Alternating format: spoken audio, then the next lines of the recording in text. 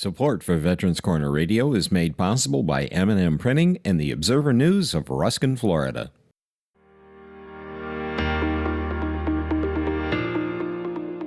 Hello and welcome to Veterans Corner Radio Podcasts, information for and about veterans. On this podcast, host Joe Mulberger has as his guest David Worley, National Commander-in-Chief of MOWW, the Military Order of World Wars.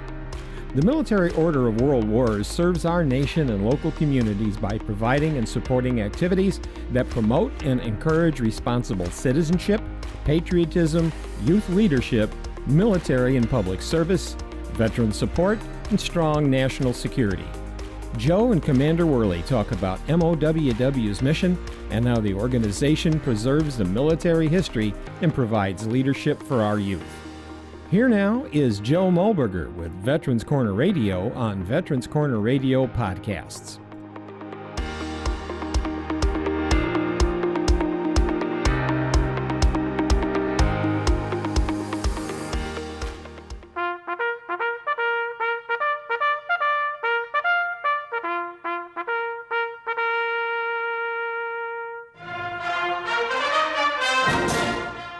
Welcome to Veterans Corner Radio, a show dedicated to providing information to all those who have served our country's military and to their families. Now, here is your host, combat veteran and educator, retired United States Air Force Lieutenant Colonel Joe Mulberger. Ladies and gentlemen, welcome to today's show. You're listening to Veterans Corner Radio, and I'm your host, Joe Mulberger.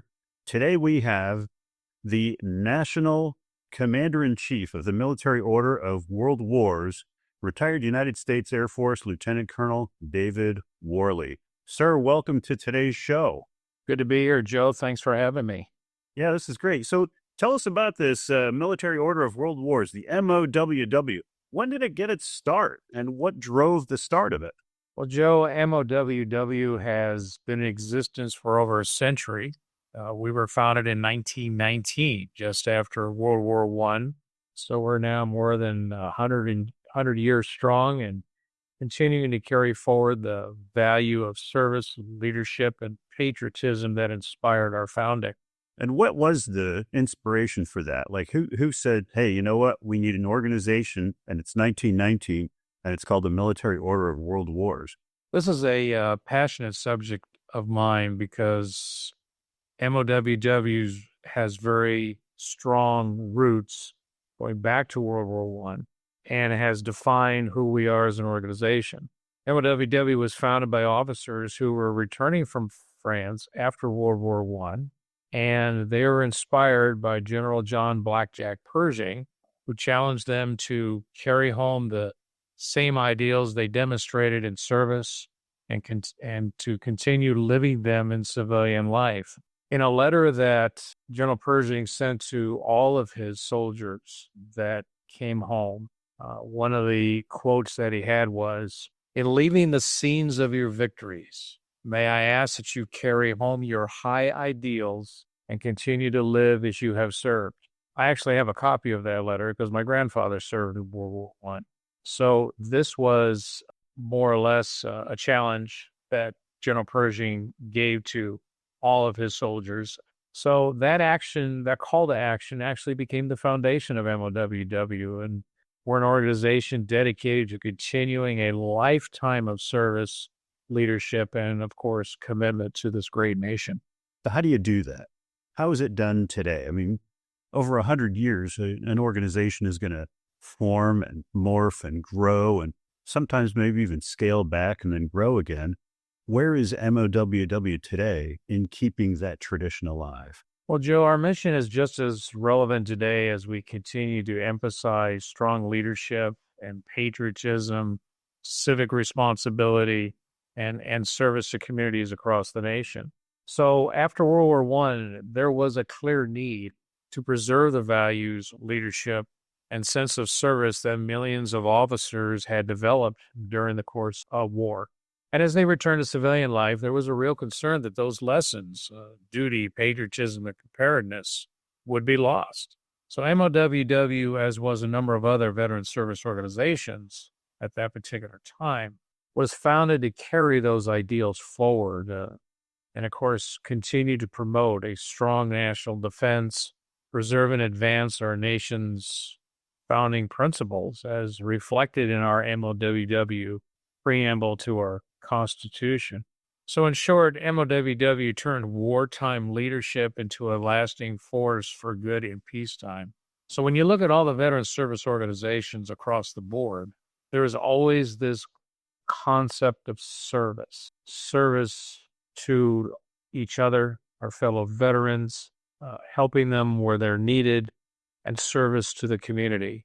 So these ideals were a natural extension from the rights and freedoms that we fought for in World War I, and unfortunately had to do again in World War II. And that's where MOWW's core values are clearly rooted. And once again, this is based on the value system that our soldiers had during World War I. MOWW has a lot to do with the development or assistance to development of our youth, our nation's youth. There's a youth leadership conference that takes place every year. The focus is high school students. There's a great deal to do with the resolution of cooperation in the MOWW, which is really sort of a partnership, if you will, with Scouting America, Girl Scouts of the USA, National Society of the Pershing Rifles, Junior ROTC and ROTC awards recognition. What else? I mean, there's so much going on. And then there's the Patriotic Education Program. Can you give us a smattering of an idea of what chapters of MOWW across the nation, who makes those up, and how do they interact to make sure that this resolution of cooperation continues? Well, this is a passionate subject of mine, and that is MOWW's Youth Character Development Program. And as you go through our history and you talk to the veterans who have served, and it doesn't matter what organization they belong to, when you get to talking about today's youth, the future of this country, we want to make sure that our youth understand the values that we fought for. So when we look at our outreach programs as they specifically relate to our youth, that is where we have our primary emphasis. We have youth leadership conferences and seminars. We have a strong patriotic education program that includes not only those conferences, but massing of the colors. Those are events where you have organization puts together a group of people from various youth organizations, as well as some adult organizations like Daughters of the American Revolution and so forth, where they're presenting the colors and waving the flag, so to speak. And it's just you get this patriotic feeling. Patriotism is something that today's youth needs to understand, because patriotism, there's a direct parallel between that patriotism and service. And as citizens of this country, today's youth has an obligation that if like President Reagan said, we're just one generation away from extinction. We have to preserve the values of this great country, which is why it's lasted for 250 years. And the other ones are going to be the guardians and keeper of this country and its values. So go back to your original question about the various different organizations we support in terms of character development. There's our internal programs, like I mentioned, our youth leadership conferences, our seminars, our massing of the colors, our annual National Youth Civic Summit, where we bring many of our top students across the country to Washington, D.C. to better understand the workings of government. There's also a number of external programs that we support because of character development. And we're talking about the Scouts, we're talking about ROTC, we talk about Civil Air Patrol. And, like you had mentioned, because you were a part of that when you were a youth. So we also have, Sea Cadets and Explorers programs. So all of these character development programs we support, because it all goes back to service. It all goes back to developing citizens of character which is at the forefront of not only the veteran service organizations, but if you look at the service academies, you look at the ROTC programs, and you look at all of that where character is important and citizenship needs to reflect that character in terms of the value system and service to our country. So a little bit of a long-winded answer there, Joe, but I wanted to make sure that there was an understanding of the big picture, so to speak. Well, at the moment, we've been focusing on the youth, and let's say someone is not a member of all of those organizations. Let's reach out to that student that's in high school right now, listening to this program, and goes, gee, I'd sure like to know more. As a student, how can they find out more? Can they just go on the internet, go to MOWW.org and find out what the local chapter is so that they can get themselves involved independently? Well, absolutely. So the way the website is set up, anybody can go in there, take a look at the website, and there are links in there where adults, veterans, youth, regardless, can go in there and get information about MOWW, give them information about one of our 70 some odd local chapters that we have across the country, and points of contact where they can get a hold of many of our companions and learn more about what MOWW has to offer. Having said that, we have a number of alliances and partnerships that we have established over recent years that have a number of built-in youth character development programs. For example, there's Reach Across America. So Reach Across America, they have what they call a teach program, where they have a number of lessons for educators, and they have a number of curriculum opportunities there for students to take a look at and learn more about, what character is all about. I'm a strong proponent of the Medal of Honor character development program. And many of our youth leadership conferences, including the one that I'm an assistant director for curriculum out here in California, is we integrate those character development lessons from our Medal of Honor recipients, where they relay their experience and how they received the Medal of Honor and how it relates to today's youth in terms of integrity, dedication, tenacity, all those qualities of leadership that the students can relate to. Say, here's someone in the service, and this is what they went through and how they handled it and how the character matters and all these things. And then they can see a parallel on how it applies to them, especially when they're in high school. So all of this is interrelated, and we tap into a number of these character development programs in our overall MOWW curriculum. Wow, that's something. And Reach Across America, by the way, happens to be linked with Veterans Corner Radio. So we broadcast them with each other, which is phenomenal. Yeah, they're an amazing organization, and that kind of dovetails a little bit back into our other outreach programs where we honor our veterans past and present. So we have partnerships with a number of organizations. Reach Across America, of course, is one of them. We also just recently signed a partnership with American Gold Star Mothers, and they're an amazing group of ladies. Their service to community, and we're in the process of developing some partnership programs or programs that we can assist them with, and they can assist us with, in terms of supporting and honoring our veterans, as well as on the youth character development side of the fence. So those are some of the different things that we do. We have the youth. We veterans are important, obviously, and like I said, honoring those veterans past and present. So those are two programs that obviously help us emphasize that. So they're on veterans. I mean, this is a great organization for veterans. Who exactly is allowed to join the Military Order of World Wars? I know that recently changed. It used to be exclusive for commissioned and warrant officers, but what's the newest as far as who can join? Well, that's a good question. All veterans are eligible to join MOWW, pure and simple. So we also have some hereditary programs related to those veterans that allow certain family members and non-veterans to be able to join.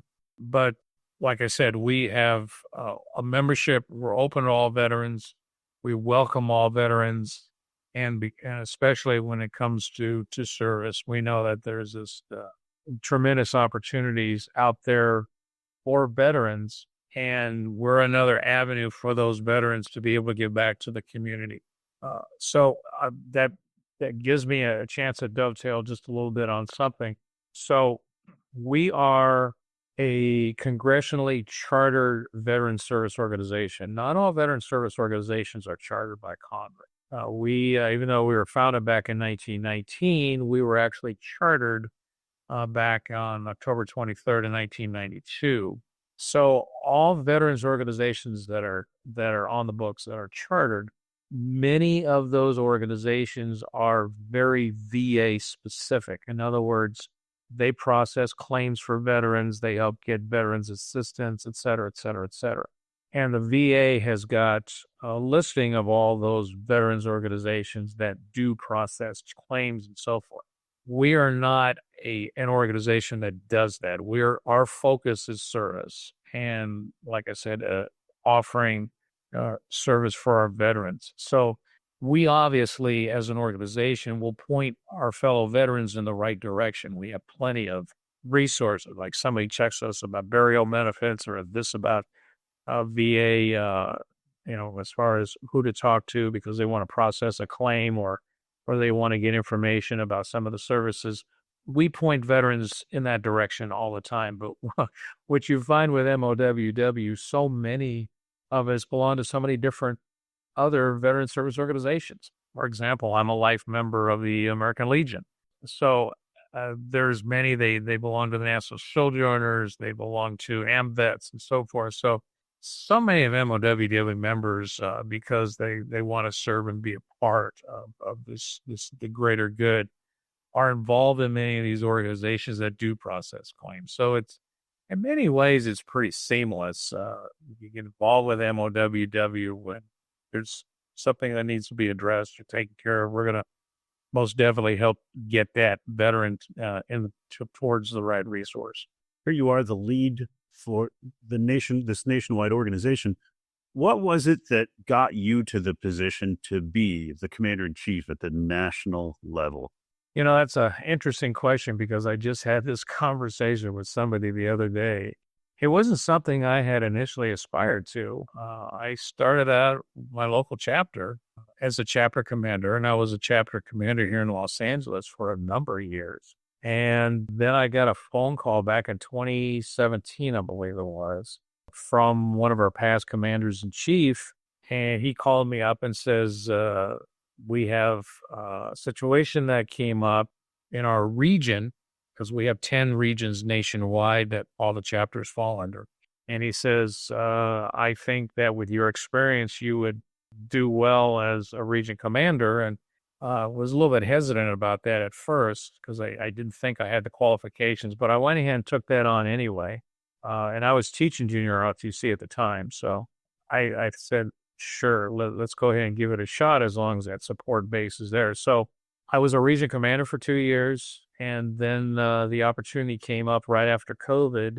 There was a vice commander-in-chief position that was opening up for election. We have 5 vice commanders-in-chief.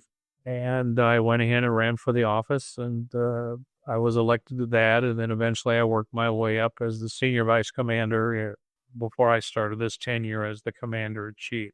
It's been quite a journey, and it's been a labor of love. And it was just something that just happened to evolve. And that's kind of how I got to where I'm at. We've just come through a couple of wars. We've had Iraq, we've had Afghanistan, we've had Syria, now we're in Iran. How do you forecast membership and membership drives as we step forward? And, after Vietnam, there was sort of a pregnant pause in the recognition of Vietnam veterans. I don't think that we have that case now. Is there an active deliberate move forward to try and recruit folks that are coming back from these wars? Well, that's a great question. Our focus in terms of attracting veterans into MOWW are our Gulf War veterans and our Global War on Terror veterans. They bring different perspectives to the table, as do any other generation, to a veteran service organization. But they are the focus of our outreach. And I would also say this, though. The values haven't changed. There's still a desire to serve, and especially now that we're in an all-volunteer force. So those individuals have already made the sacrifice and understand the concept of service to their country. So our focus is to attract those veterans of today's recent conflicts into MOWW to be a part of our service mission and giving back to the community. Well, we've talked about reaching forward. MOWW is certainly a keeper of the historics of the amazing stuff that our military has done. And this show will continue to be able to be heard for years and years to come. We're recording this in April of 2026. It is America's semi-quincentennial. And on the 4th of July, we will recognize our 250th anniversary as a nation. I understand that the MOWW chapter in San Diego have started something called Freedom Bells, with the ringing of bells across all of the chapters at noon. How is that going to work? And is it open to the public, or is it up to each chapter how they present this? Very simple. All they need to do is go to freedombells.org. There is an app that's been developed that the San Diego chapter helped funding and put together. And they received a little bit of funding assistance from us here at the headquarters. So it's an app that goes on the phone, and there are some sponsorship links in there for, we're always looking for, like all the other veterans organizations, donations and a need for donations to help sponsor our youth programs and so forth. So the Freedom Bells, it's an app. And then on the 4th of July, there's a certain time that everybody will ring the bells on the app. So it's a little bit different approach, kind of a fun way to be involved with America 250, because we have formed a America 250 committee that we started in 2024, leading into 25 and for 26. So we have a lot of chapters that are involved with a number of America 250 events that they're sponsoring, and it helps people see and understand what MOWW is about. And so that's the Freedom Bells is one avenue that we have there, but I would encourage those individuals that have an interest to go to our website, because we list all the America 250 events that are taking place all through the country. And we're excited about it.